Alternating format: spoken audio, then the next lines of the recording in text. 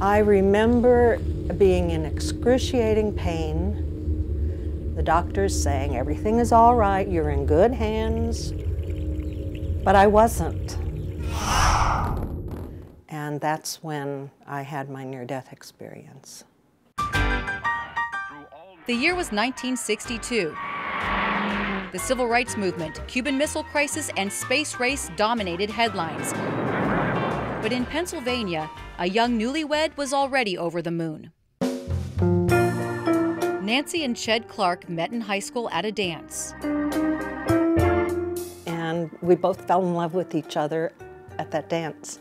She'd grown up poor, but prospered in beauty pageants, and was now putting away her crown to prepare for motherhood. My first pregnancy was a high-risk pregnancy. Eclampsia threatened both Nancy and her baby. Your body just starts to convulse rapidly. Just 19 years old, her doctor recommended she stay in Eastern PA while her husband, Ched, attended The Ohio State University in Columbus. Back in those days, you were told something and you didn't ask questions. A near-fatal mistake that Nancy says took her beyond this world and back. I was by myself. Family was not allowed to be present. During 39 hours of extreme labor. It's just around the time that CPR was developed. They weren't shocking patients back then. Dr. Robert Daroff, professor of neurology at Case Western Reserve University, doesn't know Nancy, but is familiar with the challenges of delivering a baby without high-tech equipment and only a stethoscope to monitor the heart. We didn't have very much in the way of treatment for high blood pressure, which occurs occasionally during labor and delivery, and that could be problematic. And Nancy's BP was skyrocketing. Labor was intense. Intense. They didn't give me anything for the pain. Excruciating pain that suddenly disappeared. I remember being on the delivery table and lifting out of my physical body and hovering about ceiling level.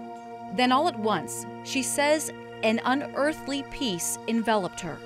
And I saw a light coming down toward me, a white light.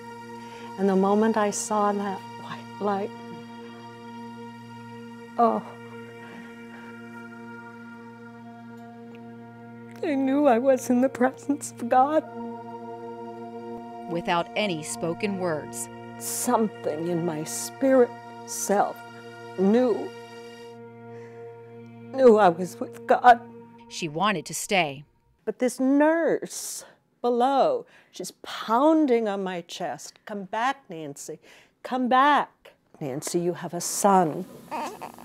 Nancy says her next recollection after that was both confusing and terrifying when she woke up in the hospital's morgue. I remember that I was lying naked on a metal surface, cold metal surface. And then I could feel something was covering me from head to toe. So I lifted the sheet from my head, and there I saw another gurney like I was lying on, a body lying on it, and then I blacked out. When she came to, she was in a hospital room.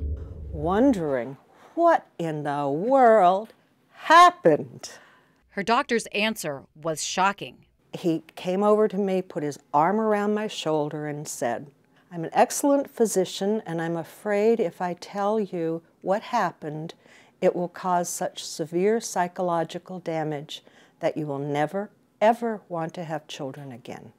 You want to have children again, don't you? Nancy did have another son, never looking back, until 1975, when Dr. Raymond Moody introduced the term near-death experience. It was like, now I am an open book. Now I can share my own experiences.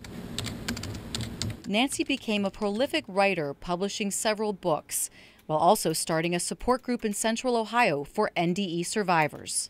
And also for people who are interested in learning more about the experiences.